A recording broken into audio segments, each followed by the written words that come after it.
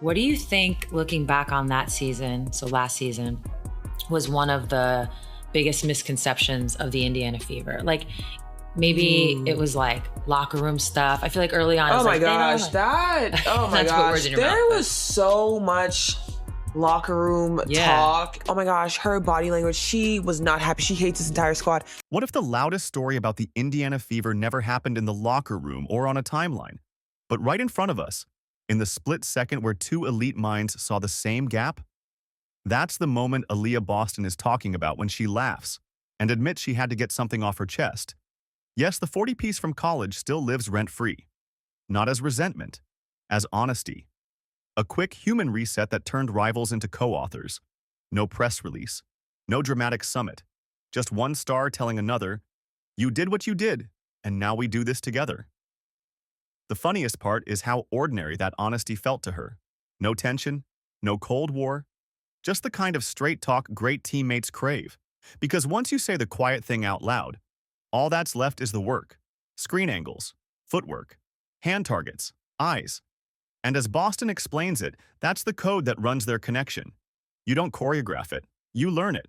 Then you punish anyone who's a beat late. People in the Fever were like, y'all. That's not my point. There's a lot of other shit going on that players are like, this ain't where I want to be. Over there. Yeah. Yeah. Some new shit going on around there. It's a lot. Yeah. So you have players that are very significant on this Indiana Fever team that are like, I don't want to be here. This is where I want to be. Aaliyah didn't pretend the past didn't sting. She brought it up and diffused it in the same breath. A little humor, a lot of truth. That admission did something more important than clear the air. It built a foundation. Because the second she said it, the score from last March stopped being a wall and turned into a bridge. Respect is a weird thing in elite sports. It sounds soft until you realize it's the shortest route to winning. What came next was fast, comfort, ease, shared language. It's why that early meeting mattered more than any narrative trying to sell drama. Two competitors recognized each other's edge, and then they aimed it in the same direction. From that point, the conversation stopped being about then and became entirely about what's next. That year, I was like, I forgot, we were like doing something. We had something. I was like, hey, I just want to say, I'm like really upset that you like did what you did in that Final Four game. I was like, I feel like I just need to get it off my chest because like we are teammates, but I'm like, you didn't have to do all that. Like you did not have to go for 40 on our dome. Like, girl, we could have just had fun. But after that, it was like cool because obviously now we're on the same team, so you don't worry about that. But I always thought it was funny because I'm like, we just went from competing against each other, you beating us, and now we're on the same team. It's like, I was like, girl, it's okay, I get it. I'm not mad at you for real, but I am. Because like, why would you do that? Watch a possession where Clark initiates and Boston screens. It starts as geometry and ends as physics. Caitlin's gravity drags a help defender a step too far. Aaliyah senses the lean, seals the hip, and the passing window opens like an elevator door. That ball doesn't travel, it teleports. Because the decision is made before the dribble even dies. That's the difference between a play and a pattern. Boston keys off eyes, not calls. If Caitlin's gaze dips to the pocket, Aaliyah is already there. If it flashes baseline, she flips the angle and waits for the wrap. These are not highlight plays built from scratch.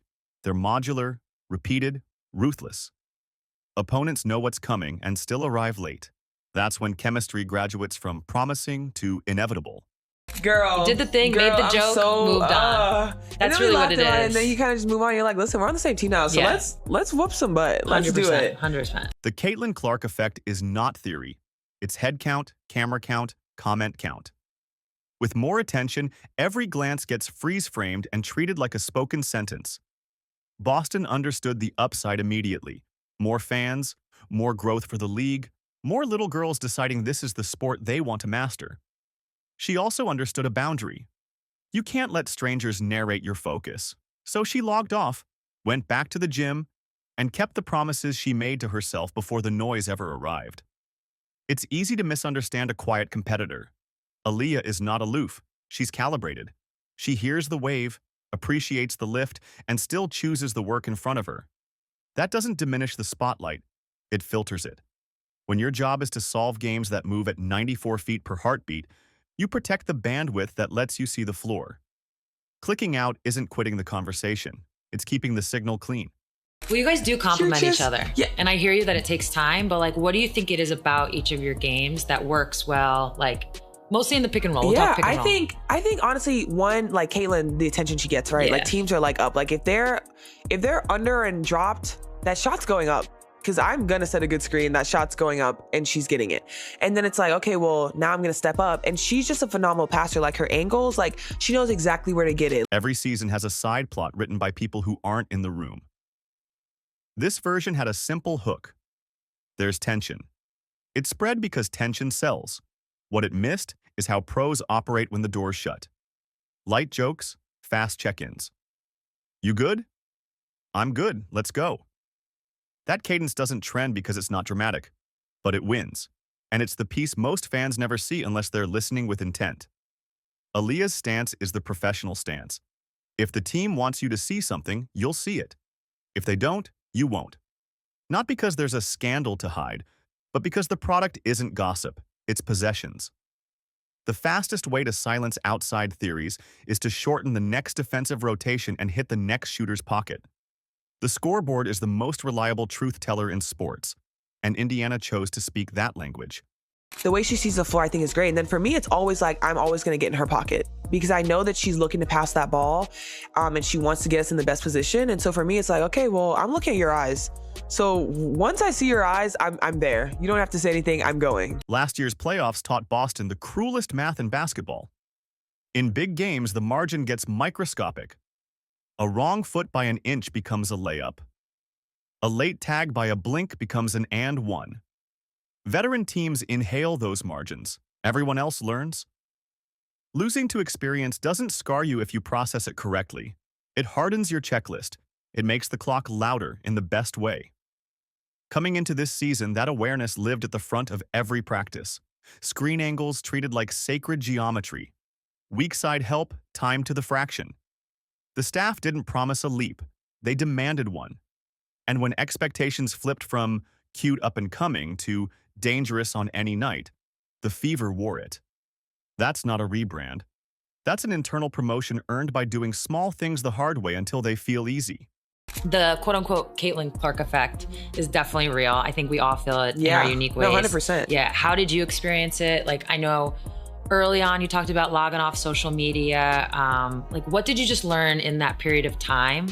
And by the way, the social media aspect is not Caitlin's fault. No. So it's like, but what did you learn just like in that period of time? Yeah, I mean, everyone loves Caitlin. They love watching Caitlin. Yeah. And so I think that just brings so much eyes. And I think for our league, that's great. Like, that is great for us. You have so many people coming in, they're watching. Like I always say, like, they might come in for Caitlin and they leave and they're like, dang, this girl's a hooper too. Yeah. Oh, I like her. Like, you're seeing it hear in so many people say it. You viewership. hear, like, everyone says it. And I think you just kind of embrace that. With Caitlin, the offense behaves like a sprinter who spots the finish line at the outlet. Early drag, early pull-up, early lob. The ball refuses to stick. The temptation for defenders is to backpedal faster, but that just opens the corner. When she's on the floor, you run, or you're not really in the play. Boston thrives there because the read arrives as the screen lands. That half second is her playground. Without Caitlin, the Fever don't stall, they shift. Now it's half-court craft. First side, second side, third side. You peel the paint with purposeful cuts, recycle the action, and wait for the defense to blink. Aaliyah's footwork becomes the metronome. Angles get a little meaner, seals last a little longer. There's a quiet violence to it. Not worse, not better. Just a different tempo that forces opponents to guard honesty for an entire clock. Well, a lot of it too can be people that are trolling. A lot of people that are talking. But for me, it's like, I am someone that already puts so much pressure on myself. And so for you to come in and tell me like, dang, you're like the worst postman I've ever seen in my life. It's like, you know what? Hear me out. I'm going to leave. Yeah. You can stay. I'm going to exit. Yeah. Veterans don't always give speeches. Often they deliver a sentence at the exact right volume. Natasha Howard resets a huddle with a phrase. Kelsey Mitchell flips a possession with pace the second the ball hits her hands. Sophie Cunningham occupies a shooter's corner with the threat of gravity that stretches a help defender an inch too far. Sydney Colson will make you laugh and then tell you the one thing you need to hear before you drift into your own head. It's not random. It's craft. Young cores need that ballast, not to dim their fire, but to channel it. The best locker rooms hold two truths at once. We're good enough to win now, and we're not entitled to anything. Veterans teach the second truth, so the first one has room to show up under pressure. That's how close games tilt. That's how you survive the ugly ones. That's how you turn a tough month into a tougher team. Well, there's a lot of play more. What kind of things do you feel? I'm not in the locker room. Okay, okay. But I'm talking about more social media. Okay. It's a turn. Right? It's a turn, right? It's really a turn of the tides. Well, right? Gil, here's my point. The beginning of the year, right? Everybody saw it. Boston's value is obvious in the box score and louder in the parts the box score can't hold. Screens that detonate defenders without drawing whistles. Verticality that erases a drive without a block. A duck-in that creates a layup for someone else 2 passes later. These aren't highlights, they're dentistry. They remove problems that would rot possessions if left alone. What separates her is what happens after contact. Shoulders square, feet stick, eyes scan. She doesn't rush a good idea into a bad shot. If it's there, she eats.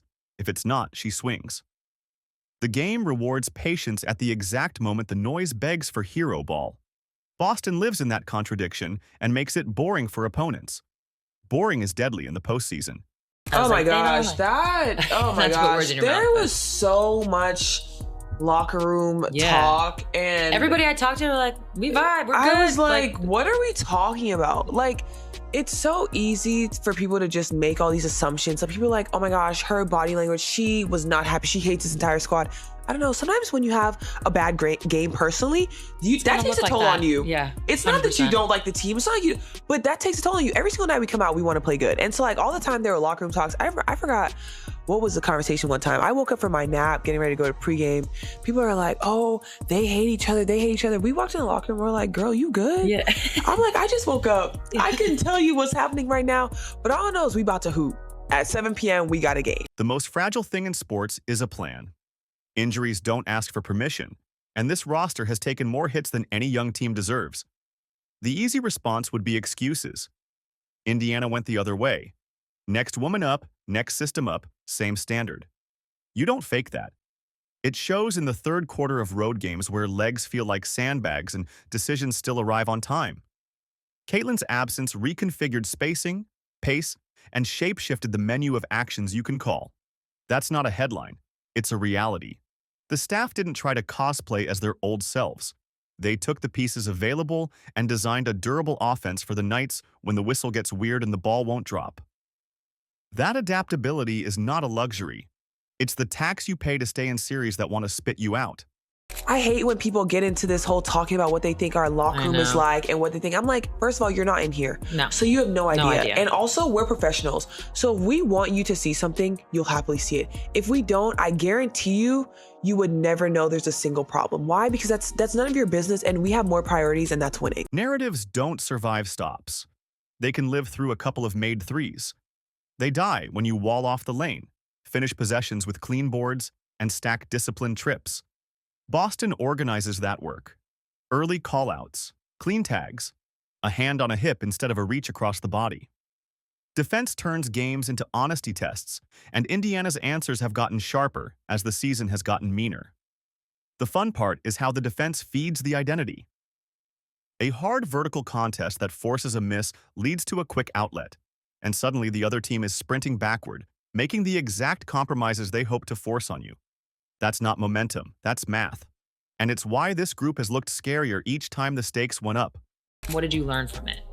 It's like, we say it all the time in our season now, like margin of error is so small, but when you're going up against a squad that has vets that have been in playoffs, that have won, it's like they know exactly what to do. Did you feel a jump in there was a jump in intensity and energy. Isn't it crazy? It's insane. Like the very first game when we played against Connecticut, like it was close and then they kind of just, they took it and they ran with it. And then the second game, it was like, we were right there. Like we were right there. And then I feel like You can spot fake chemistry a mile away. It's loud for the camera and quiet when the lights fade. Real chemistry is the opposite. It shows up in small corrections and shared glances that carry full sentences. It shows when a star gives up a decent shot for a great one because she trusts the pass will come back later. Trust is a loop, not a speech. For Boston and Clark, the loop formed quickly and matured under pressure. The past was acknowledged, laughed about, and filed. The present is built possession by possession. The future, it's not a promise. It's a probability curve that gets higher the more they share game reps. That's the part even critics can't argue. The tape keeps getting friendlier. Game, because honestly, I think if we had brought it back to Indy, we were gonna get it. No, we were, because we had just beat them at home. So it's still one of those that's like, dang, if we could have just gotten to that third game, I think we really would have came out and just went bananas. But I think it was a great experience for us. And obviously, like, this year now too, we're like, listen, playoff run, like, we need that. You feel it now, you're like, I need more. Semifinals against the Aces means no free possessions, no soft minutes, no lazy cuts. Everything is graded. Everything is taxed. And yet, even with a battered rotation, Indiana has kept the math honest. They've bent games back to the kind of fights they can win. Rebound battles, pace toggles, line-up jigsaw puzzles that end with the right five on the floor for the last 3 minutes. Boston's presence through all of it is what coaches mean when they say rock. You measure that in the way teammates settle around her. Your guards accelerate when they know the backstop is solid. Your wings cut harder when they trust the kickout will be on time.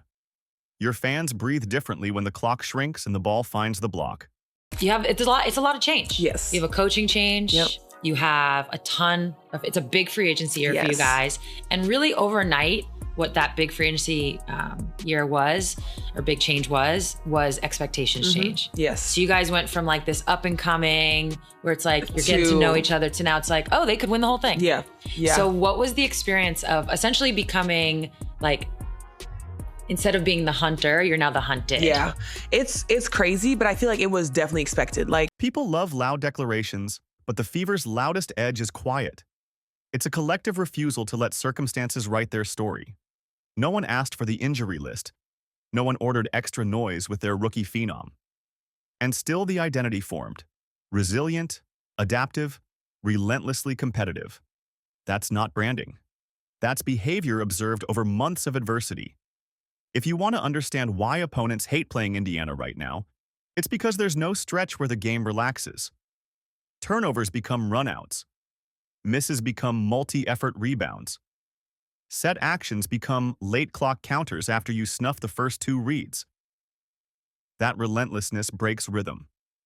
Once rhythm breaks, talent tilts the rest.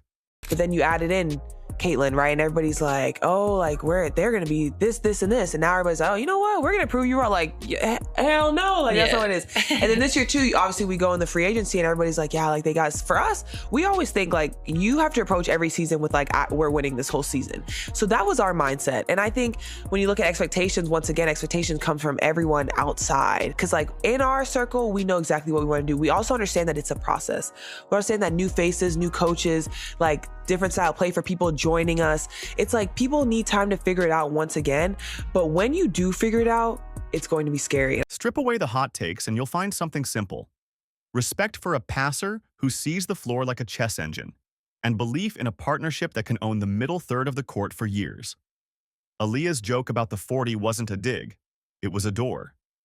She walked through it, invited Caitlyn to do the same, and the two of them got to work without waiting for anyone's approval. There's no secret handshake beyond that. Boston values how Clark draws attention and then punctures it with a pass.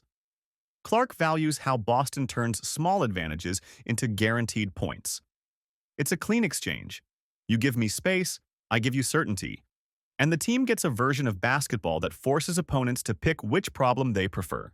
It's definitely been a struggle, but I think just at the start of the season too, like, you know, you have your start of the season meetings and you're talking, and for us it was about, listen, like no matter what happens in the season, it's next woman up and you have to be ready. And I feel like obviously struggling with injuries, and then, you know, you sign people and then they leave, and it's like, listen, like whoever is next, be ready to play, because it doesn't matter. Like the games still keep coming. Like you still have to be ready to compete. If this run ends in confetti, the blueprint won't change.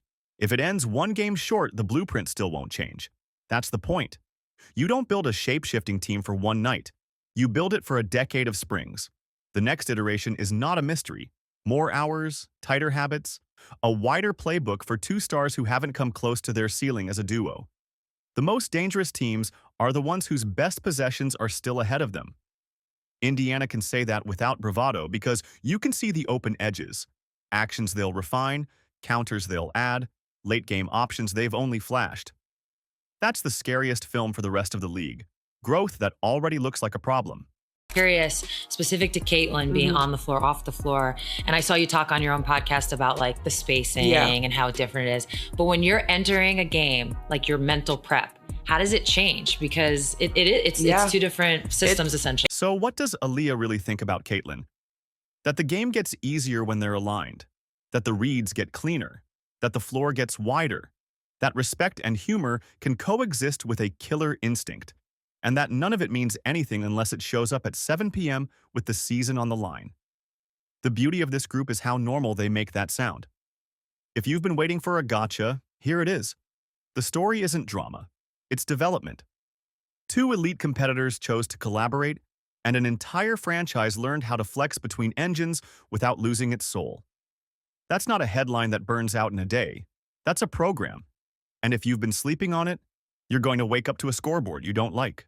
Honestly, like when C is on the floor, I'm like, listen, be ready to run. Be ready to get out. Be ready because she's looking. She's looking. Going. She wants to play fast.